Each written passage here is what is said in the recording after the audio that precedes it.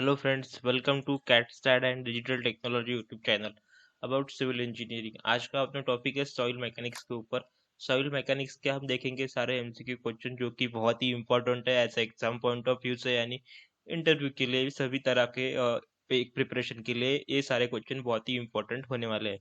तो चलिए आज का टॉपिक चालू कर देते हैं। मैं सॉइल मैकेनिक्स का ऊपर सारे क्वेश्चंस।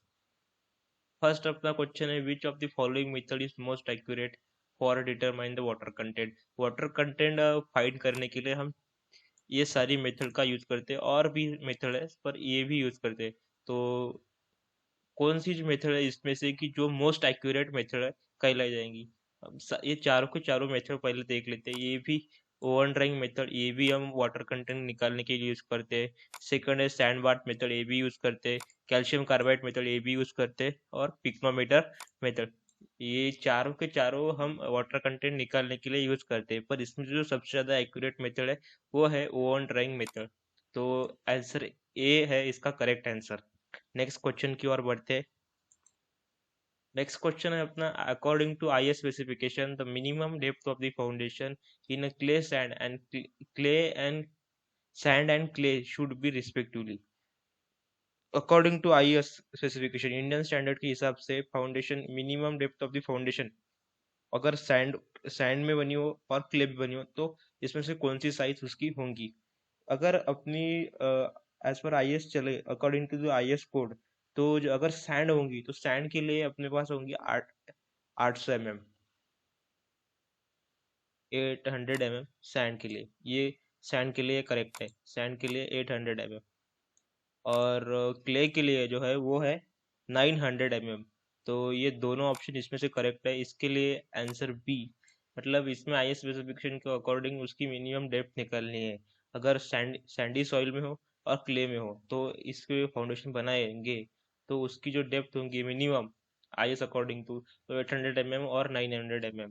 800 mm सैंड के लिए और 900 mm क्ले के लिए। तो ये क्वेश्चन भी बहुत ही ईजी था। नेक्स्ट क्वेश्चन की ओर बढ़ते हैं। नेक्स्ट क्वेश्चन अपना, a combine footing is generally use when. अगर आपने कंबाइन फुटिंग देखी होगी, अगर आप किसी कंस्ट्रक्शन साइट पर गए होंगे तो आपको वहाँ पे कंबाइन फुटिंग देखने को मिली होगी। कंबाइन फुटिंग क्या होती है, जहाँ पे आप समझ लीजिए, मैं आपको एक डेफिनेशन समझाता हूँ, मतलब मेरी लैंग्वेज में समझाता हूँ आपको मैं। अगर दो से ज्यादा, मतलब वहाँ पे कॉलम होने वाले हो, दो से ज्यादा कॉलम होने वाले हो, तो वहाँ पे अपने को देखने मिलेंगे कंबाइन फुटिंग। तो combined footing जो है are constructed for when two or more columns are they are close to each other. अगर कोई दो कॉलम एक दूसरे के एकदम एकदम करीब है तो उसी फुटिंग को कहा जाएगा, उसी फुटिंग को कहा जाएगा combined footing. Each other and they are found overlap, वहां पे ओवरलैप होगा उसका फंक्शन रहेगा द फुटिंग। और फुटिंग कहेंगे और उसे फाउंडेशन भी कह सकते हैं यार। Transfer the load from the structure to the underlying soil. आप यहाँ से देख सकते हैं इसका कौन सा ऑप्शन करेक्ट दूंगा। फर्स्ट देखते हैं हम, the number of column is more than 2 and they are spaced far apart, ये भी नहीं। The number of the column is 2 and they are close spread close to each other, ये हो सकता है। Number of the column is 2 and they are far apart, ये भी नहीं। ये भी नहीं। There is only one column, ये तो बिल्कुल ही नहीं। इसमें से अपना करेक्ट आंसर जो है वो है सेकंड नंबर का, दो दो और मोर कॉलम। मैंने कहा था जो क्लोज होंगे तभी अपनी कंबाइन फुटिंग वहां पे फॉर्म होंगी। तो इसमें से ऑप्शन 2 करेक्ट है। सेकंड है देखिए निगेटिव। फिफ्थ नंबर का क्वेश्चन है निगेटिव क्रीज फ्रिक्शन। सबसे पहले हम जान लेते हैं ऑन पाइल, ये कैसे आती है, कहाँ से आती है। तो आपने पाइल फाउंडेशन देखा ही होगा। पाइल में हम जब इंसर्ट करते हैं ऐसी अपनी पाइल, आपको मैं यहाँ से फिगर के तौर पर समझाने की कोशिश करता हूँ। आपने देखी होंगी ऐसी पाइल, ये अपना पाइल, यहाँ पे देखिए, यहाँ से, यहाँ से, और यहाँ से, यहाँ से, ये क्या है अपना फोर्सेस है। यहाँ से अगर ये कब फॉर्म होंगी, ये कब ऑकर होंगी, the occur when negative screen section occur when the pile or group of the pile are suited in the soft soil. और कंसोलिडेटेड सॉइल।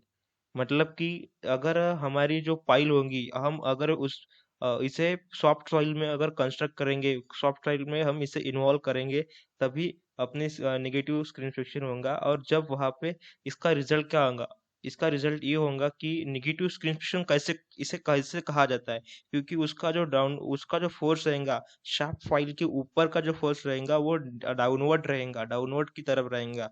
और उससे क्या होगा, नेगेटिव प्रिंसिपिएशन आने की वजह से और लोड आने की वजह से इसकी जो बेरिंग कैपेसिटी है सॉइल की वो रिड्यूस हो जाएंगी। Bearing reduce the bearing capacity of the pile, ऐसा इसका रिजल्ट आएगा। तो इसमें से हम देखते हैं कौन सा अपना करेक्ट आंसर है। डाउनवर्ड फोर्स मैंने बोला था आपको यहाँ पे, negative is act upon the downward force. तो यहाँ पे मैं आपको दिखा देता हूँ स्क्रीन पर। यहाँ पे देखिए, ये फोर्स आ रहे यहाँ से निगेटिव, यहाँ से डाउनवर्ड, ये डाउनवर्ड, ये है निगेटिव स्क्रीन फ्रिक्शन, ये है निगेटिव स्क्रीन फ्रिक्शन। और यहाँ से जो फोर्स आएंगे वो अपवर्ड आएंगे, ये ऐसे ऐसे ऐसे ऊपर की तरफ, ये। तो ये है निगेटिव स्क्रीन फ्रिक्शन अपना। और ये आइसोलेटेड फाइल के लिए मैंने एग्जांपल आपको समझाया था। अगर आप ग्रुप फाइल के लिए देखें तो इसका भी ऐसा ही होगा, सिमिलर। तो ये है निगेटिव स्क्रीन फ्रिक्शन, ये डाउनवर्ड मूवमेंट होगी यहाँ पे। यहाँ पे देखते हैं कौन सा आंसर करेक्ट होगा। It act downward and increase the load cap bearing capacity of the pile, ये टोटली रॉन्ग है। बी देखते हैं, act upward and increase the load bearing capacity of the pile, ये भी टोटली रॉन्ग है। इसमें से एक अपवर्ड राइट था, पर ये लोड वेरिंग कैपेसिटी जो है वो रिड्यूस होती है। तो थर्ड देखते हैं, act downward and reduce the load bearing capacity, ये करेक्ट है, सी इज करेक्ट। पर डी ऑप्शन देख लेते हैं, act upward wrong, reduce the load carrying capacity. इसका जो आंसर आएगा वो सी इज करेक्ट आएगा, act the downward and reduce the load bearing capacity of the pile. आपको फिगर के रूप में देख समझ आऊंगा क्या उसका करेक्टली आंसर है। नेक्स्ट क्वेश्चन की ओर बढ़ते हैं। अ soil having a particle of nearly same size, अगर किसी सॉइल के जो पार्टिकल है नियरली सेम है, उसकी जो साइज है वो सेम है, तो उस सॉइल को क्या कहा जाता है। मतलब उस सॉइल को देखिए, अगर सारे पार्टिकल सेम साइज के हैं तो उसे यूनिफॉर्मली ग्रेडेड सॉइल। इसका आंसर तो आपको मिल चुका होगा। इसके लिए करेक्ट आंसर है बी, पर मैं आपको वेल ग्रेडेड भी समझा देता हूँ। वेल ग्रेडेड सॉइल किसे कहा जाता है, जिसमें all types of particle of different size, all types of particle of the soil in different shape and size, तो उसमें आगे वेल ग्रेडेड में वो। और पुअरली ग्रेडेड किसे कहते हैं, पुअरली ग्रेडेड वो सॉइल है जिसमें यूनिफॉर्मली ग्रेडेड और गैप ग्रेडेड, मतलब गैप ग्रेडेड पहले समझ देता हूँ।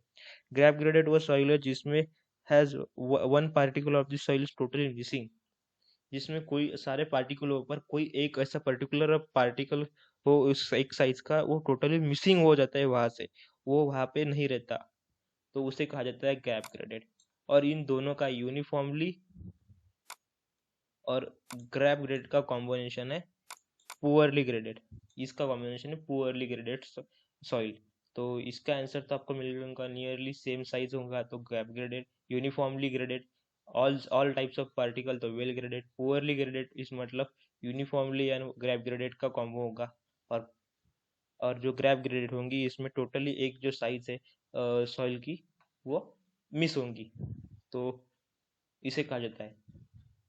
नेक्स्ट क्वेश्चन की ओर बढ़ते हैं। नेक्स्ट क्वेश्चन है अपना 7th नंबर का, the unit weight of the soil at a zero air void is depend upon the zero air void. Zero air void ये क्या होता है, सबसे पहले मैं आपको समझा देता हूँ। इस means the soil is fully saturated. Soil क्या होती है जीरो एयर वॉइड, इस मीन क्या होता है, इसमें एयर वॉइड तो नहीं है। आपने देखा होगा वो परमेबिलिटी के टॉपिक में, मतलब वहां पे देखा होगा आपने, कोई मतलब तीनों रहते ना, फुल्ली सैचुरेटेड, सैचुरेटेड, वो सारे टाइप्स में आप ये उसी उसी का हिस्सा है ये। तो इसमें क्या है, जीरो ईयर वाइड मतलब यहाँ पे ईयर वाइड तो बिल्कुल नहीं, ईयर वाइड नहीं है, तो यहाँ पे इसका मतलब इसमें फुल वाटर कंटेंट होगा, इसमें फुल वाटर फिलअप होगा, तो it's mean is fully saturated. और it's means is not present, इसमें इसका मतलब इसमें एयर भी नहीं है, इसमें इफ सैचुरेटेड है तो इसमें एयर भी नहीं है in the pore of the soil, तो इसे कहा जाता है zero air void. Soil. Here zero air void इसे कहा जाता है, इस सिचुएशन को कहा जाता है zero air soil. Is obtained from the compaction test. ये कहाँ से पता चलती है हमें? कॉम्पैक्शन टेस्ट करेंगे, कॉम्पैक्शन टेस्ट करेंगे तब वहां से हमें ये जीरो एयर वॉइड वाली सॉइल मिल जाएंगी। तो इसका जो आंसर है, तो the unit weight of the soil at zero air void is depend upon the specific gravity, water content and unit weight of the water. इन तीनों पर ये डिपेंड करेंगी। तो ये तीनों इसके करेक्ट आंसर होंगे और इसमें all of above answer correct होंगे। Answer D is correct. The unit weight of the zero air void soil is depend upon the specific gravity, water content and unit weight of water. Next question की ओर बढ़ते हैं। Next question है अपने पास, undisturb soil sample are obtained by. Undisturb soil sample, ये आपने सुना होगा, सॉइल के दो टाइप होते हैं, एक डिस्टर्ब सैंपल होता है, एक अनडिस्टर्ब सैंपल होता है। इन दोनों के बारे में ये,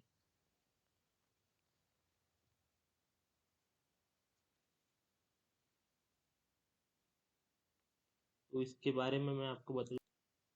undisturbed soil sampler is obtained by, तो इसमें कौन सा स्लैम्पलर आएगा, किस स्लैम्पलर से हमें अनडिस्टर्ब सॉइल मिलेंगी?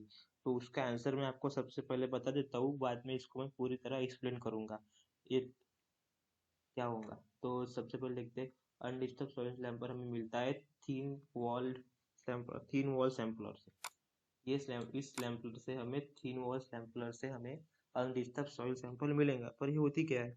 थीन वॉल सॉइल सैंपलर से इसके दो टाइप्स है। इसके टाइप्स मैं आपको बता देता हूँ, इसके दो टाइप्स है। फर्स्ट जो टाइप्स है वो सैनिटरी पिस्टन सैंपलर, इसका सैनिटरी पिस्टन सैंपलर। और सेकंड जो टाइप है इसका रोटरी सैंपलर। इसके टू टाइप्स है, दो टाइप्स थीन वॉल सैंपलर के। और जो हमें अगर डिस्टर्ब सॉइल चाहिए होंगी, डिस्टर्ब सॉइल किससे मिलती है? डिस्टर्ब सॉइल हमें ऑब्टेन्ड होती है बाय थीन वॉल सैंपलर, इससे। ये डिस्टर्ब सॉइल के लिए, इसमें से आपके दो क्वेश्चन बनेंगे। डिस्टर्ब डिस्टर्ब सॉइल सैंपलर, इसके दो टाइप है। इसके टाइप है इसके भी, इसके टाइप देखिए, थीन वॉल सैंपलर। इसके टाइप्स नहीं है, पर इसमें हमें देखिए डिस्टर्ब सैंपल जो है हमें तीन तरीके से मिलता है। एक है एक डायरेक्ट एक्सकैवेशन से, हमें यहाँ से डायरेक्ट एक्सकैवेट किया तो किसी वो सॉइल वो डिस्टर्ब हो जाएंगी। और थिक वॉल से भी स्लैम्पलर से भी डिस्टर्ब हो जाएंगी। और एंगर से करेंगे तो इससे भी डिस्टर्ब हो जाएंगी सॉइल। ये तो इसके थे। हमें सॉइल को निकालने के लिए, कोई भी सॉइल हो गया, नॉन कोई सॉइल होगी, अनडिस्टर्ब सॉइल होगी, कोजनलेस सॉइल, इसको निकालने के लिए सारी चीजों का इस्तेमाल होता है। तो नेक्स्ट क्वेश्चन की ओर बढ़ते हैं।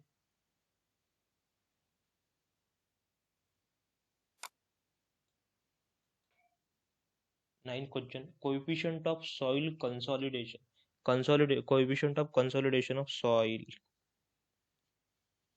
तो इसका आंसर है, coefficient of consolidation of soil is affected by the permeability. ये बहुत ही इजी क्वेश्चन था, हमें पहले भी कर चुके हैं ये क्वेश्चन। परमेबिलिटी इसका आंसर होगा, coefficient of consolidation of soil is affected by permeability.